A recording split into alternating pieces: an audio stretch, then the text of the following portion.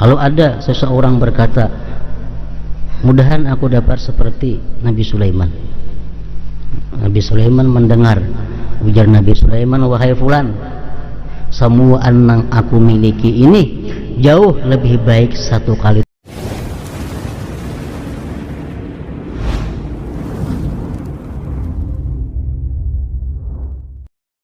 Bismillahirrahmanirrahim.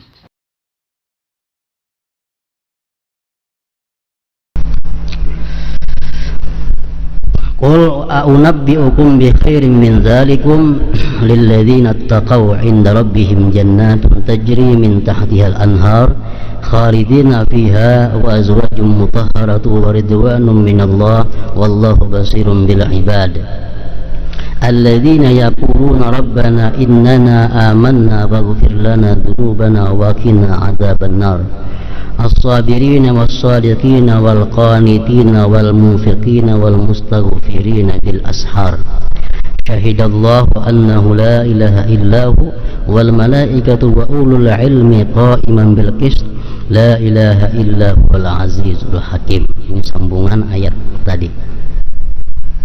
Katakanlah wahai Rasul, firman Allah, inginkah aku kabarkan kepada kalian apa yang lebih baik dari yang demikian itu? Bini, anak, harta. Untuk orang-orang yang bertakwa kepada Allah pada sisi Tuhan mereka. Ada surga yang mengalir di bawahnya sungai-sungai. Ada surga yang mengalirnya di bawah sungai-sungai. Ini untuk mereka-mereka yang mampu zuhud.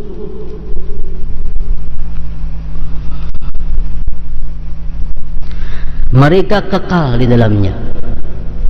Karena apa kekal? Karena mati sudah disembelih Allah Subhanahu wa ta'ala. Mati sudah disembelih. Jika ada mau mati lagi manusia di surga, hatta guring tidak mau. Sahabat bertakun, wahai Rasulullah, di surga itu adakah guring?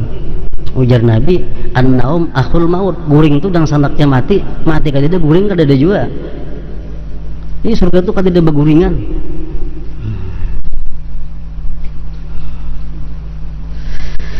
Dan mereka dikaruniai istri-istri yang disucikan.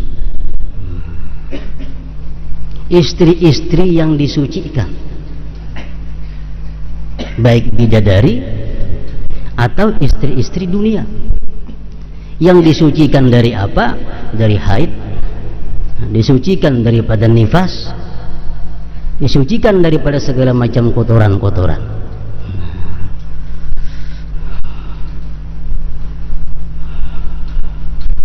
Di dalam surga itu menurut beberapa hadis Rasulullah, kada ada bebinian nang kada bujang. Kulluhunna abkar, semuaan perempuan dalam surga itu adalah gadis. Gadis, semuaan gadis, dan suci daripada haid dan nifas.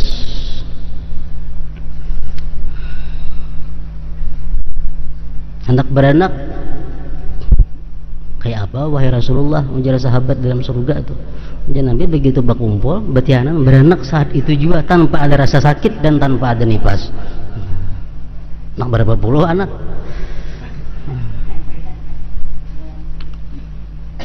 Cuma banyaknya bini di dalam surga yang kita miliki, banyaknya bidadari dalam surga yang kita miliki, tergantung banyaknya amal salih dalam dunia yang kita perbuat. Amal salih itu muhurul hurul ain.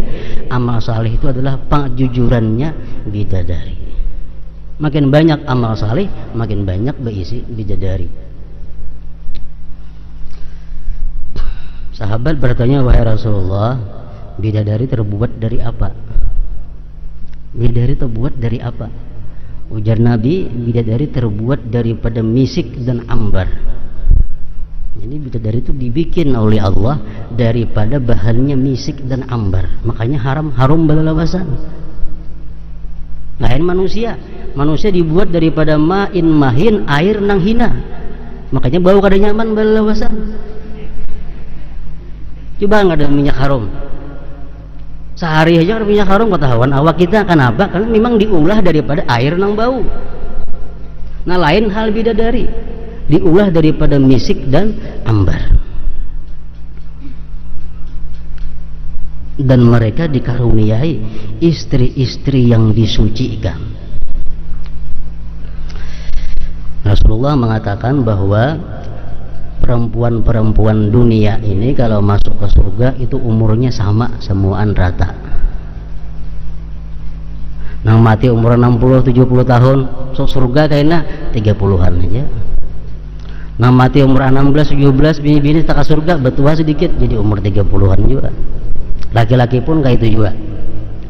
Nah, kalau bidadari itu ada nang tuha, ada nang anum, kayak apa kita katuju nah hendak. Itu bidadari.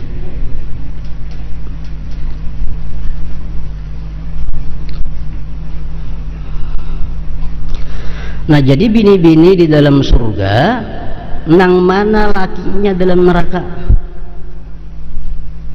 Perempuan-perempuan nang ahli kebaikan ke surga mati, lakinya kada baik di neraka. Siapa mah ambilnya bini-bini nih? Nah, laki-laki nang bininya di neraka juga.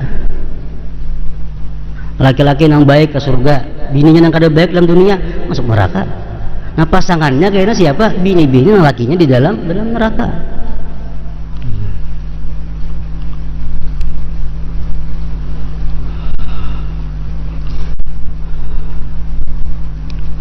Serta keridaan Allah, dan Allah maha melihat hamba-hambanya, yaitu orang-orang yang berdoa, wahai Tuhan kami, sesungguhnya kami telah beriman, maka ampunilah segala dosa kami dan peliharalah kami dari siksa neraka.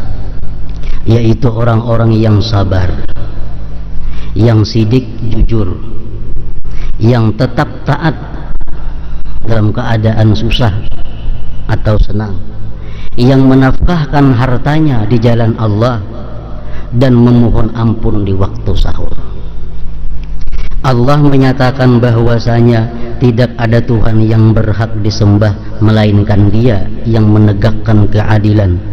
Para malaikat dan orang-orang yang berilmu juga menyatakan demikian. Tidak ada Tuhan yang berhak disembah melainkan Dia yang maha perkasa dan maha bijaksana.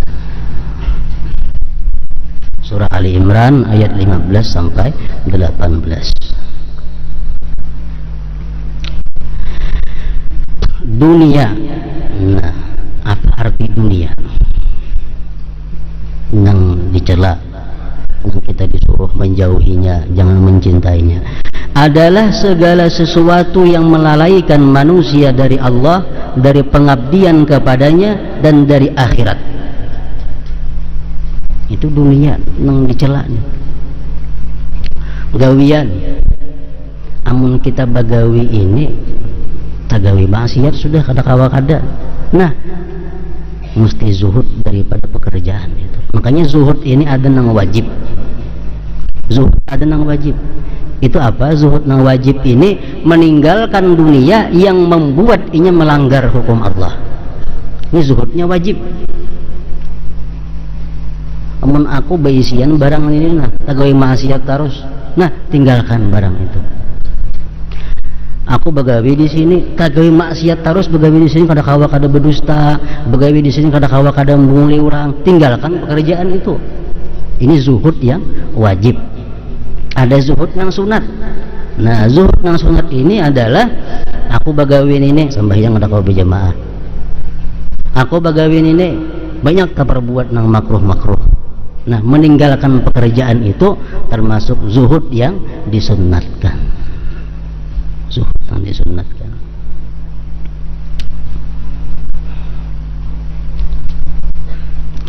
Dunia adalah segala sesuatu yang melalaikan manusia dari Allah, dari pengabdian kepadanya, dan dari akhirat. Wujud lahiriah dunia adalah wanita, pasangan hidup artinya, anak, dan semua yang disebutkan dalam ayat di atas. Sedangkan bentuk batin dunia adalah keinginan syahwat nafsu untuk memperoleh semua itu. Sedangkan zuhud adalah berpalingnya hati dari semua itu dengan mengutamakan semua urusan Allah Ta'ala dan semata-mata karena Allah Subhanahu wa Ta'ala. Dalam hadis Rasulullah mengatakan ad-dunya matiyatul mu'min. Dunia ini adalah tunggangannya orang beriman. Dengan dunia dia bisa bertunggangan sampai menuju surga. Nah, ini dunia yang baik. Dunia yang macam apa? Dunia yang memudahkan inya ibadah. Dunia yang membuat inya selalu bersyukur kepada Allah. Dunia yang memudahkan inya membantu orang. Nah, ini dunia yang disebut Nabi matiyatul mukmin, tunggangannya orang yang beriman.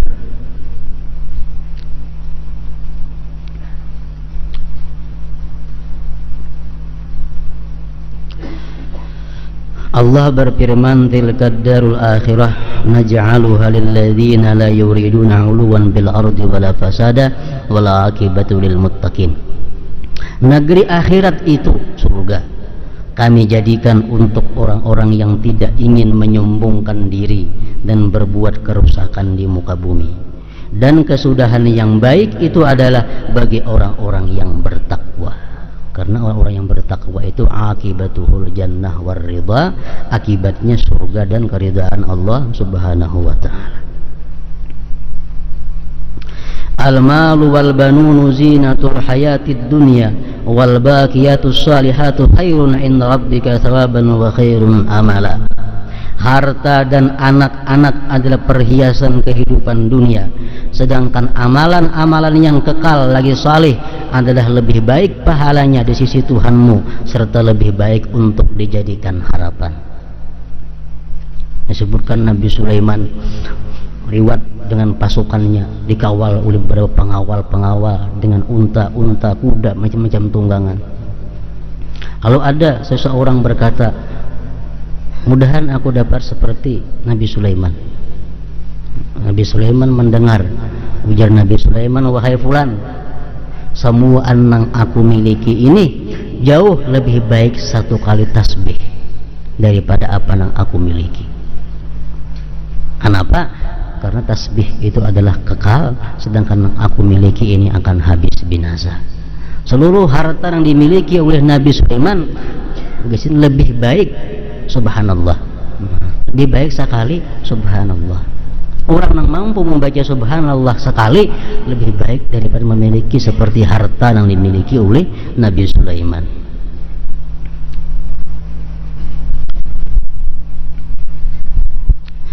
Sesungguhnya ayat yang membahas permasalahan zuhud sangatlah banyak. Mereka yang mempelajari dan merenungkan ayat-ayat Al-Quran pasti mengetahuinya. Tetapi wa may yatadzakkaru illa may yunib, dan tidaklah mendapat pelajaran kecuali orang-orang yang kembali kepada Allah. Nangkawa memperhatikan nasihat-nasihat dari Allah, nasihat-nasihat dari Rasulullah tentang zuhud ini, nangkawa itu hanya orang yang kembali kepada Allah Subhanahu wa Ta'ala.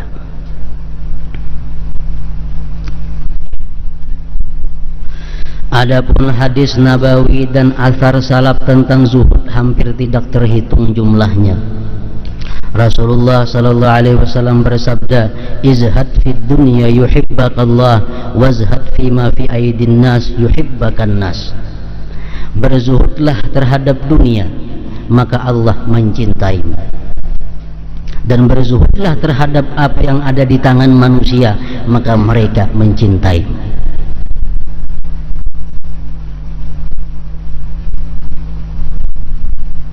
Para ulama ahli sufi berkata, innallaha yu'tiz zahid fawqa ma yurid wa yu'til 'arif muwafaqata ma yurid wa yu'tir ragib duna ma yurid.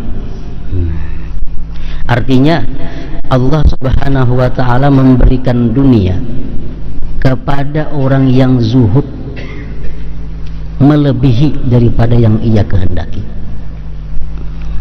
Kalau orang zuhud itu bakal hendaknya dunia nang diperlukannya Allah beri lebih daripada apa yang diperlukannya itu.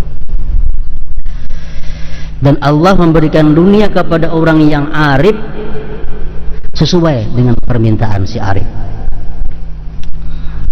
Allah memberikan dunia kepada orang yang cinta dunia kurang daripada apa yang ia kehendaki.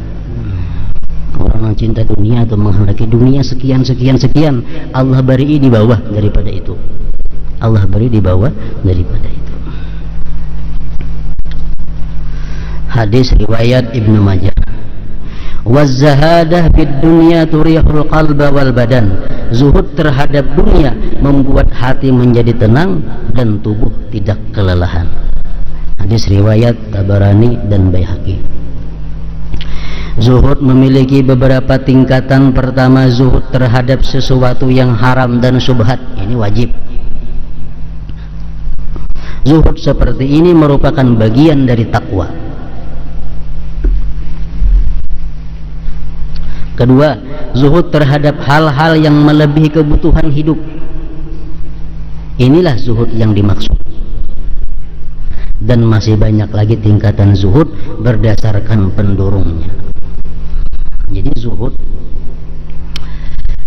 orang yang sudah kawal zuhud disebut zahid. Sedangkan orang yang berlatih zuhud disebut mutazahid. Artinya zuhud ini kada kawa kada latihan. Zuhud itu kata kawa kada latihan, mesti dilatih. Ada peluang-peluang dunia ditawarkan kepada kita. Ada peluang-peluang nikmat ditawarkan kepada kita. Nah, apakah semua peluang itu kita ambil? Nah, dipikirkan. Kalau ini ku ambil, banyak masalah, menggaduhnya, memeliharanya, banyak karena Allah dilewatkan, Allah dilupakan. Nah, berarti ini mesti ditinggalkan. Nah, ini zuhud. Orang mutazahid itu orang yang mengusahakan zuhud. Ia bersusah payah agar bisa zuhud. Masih kepingin dengan dunia, masih sayang dengan dunia, cuma dia paksa zuhud. Nah, ini mutazahid. Nah, sudah inya bisa dengan lapang hati menyisihkan dunia yang mengganggu inya, hanya disebut zahid, orang yang zuhud.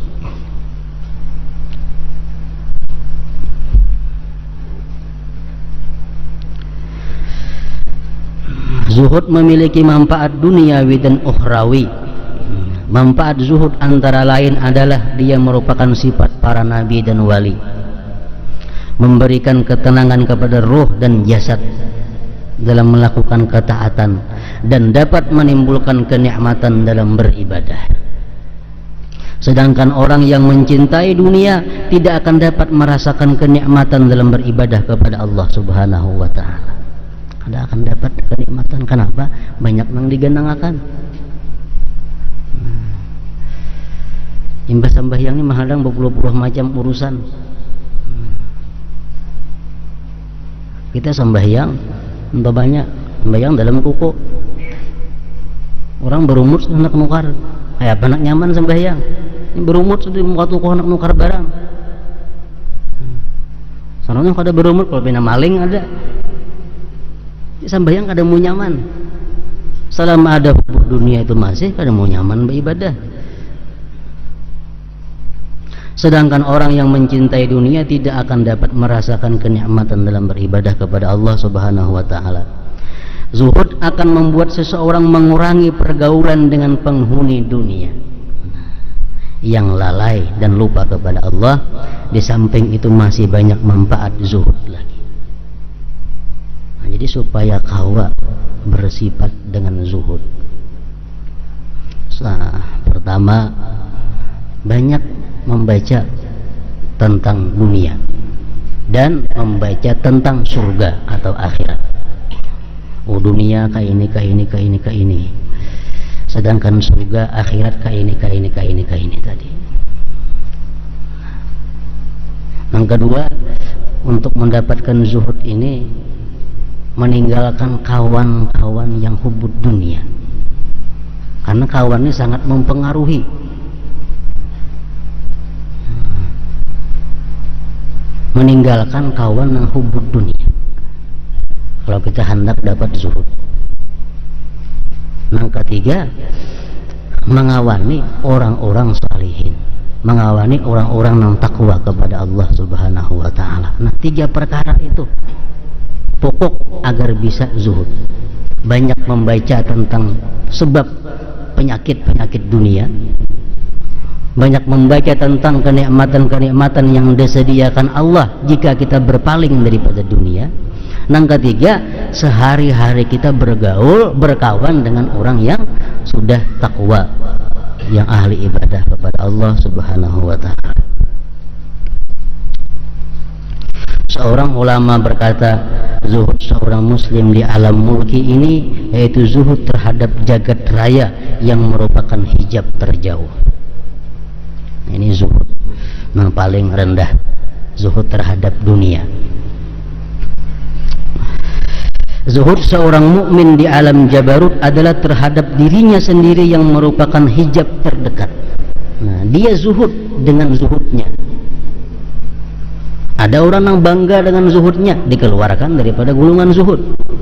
Ini zuhud, tapi bangga dengan zuhudnya. Dia mengagung-agungkan kezuhudannya. Kemana-mana dia cerita tentang zuhudnya. Nah, seorang mukmin di alam jabarut adalah terhadap dirinya sendiri yang merupakan hijab terdekat. Banyak orang-orang mampu zuhud terhadap dunia, tapi kadang mampu zuhud terhadap zuhudnya. Ada ini rezeki peluang dunia ditolak, ada peluang ini ditolak, ada peluang ini dijauhkan, ada BIC ini diberiakan. Banyak yang mampu macam itu, tapi sedikit yang mampu zuhud terhadap zuhudnya. Maka ini berkisah, aku ada ini kutolak, aku ada dapat ini kuberiakan, aku ada dapat ini kujauhkan. Nah, ini ngarannya sudah belum zuhud dengan zuhudnya sendiri. Ini hijab yang paling terdekat, hijab al-aqrab, hijab yang paling dekat adalah dirinya sendiri. Ini sudah mampu zuhud dengan dunia, tapi belum mampu zuhud terhadap zuhudnya sendiri.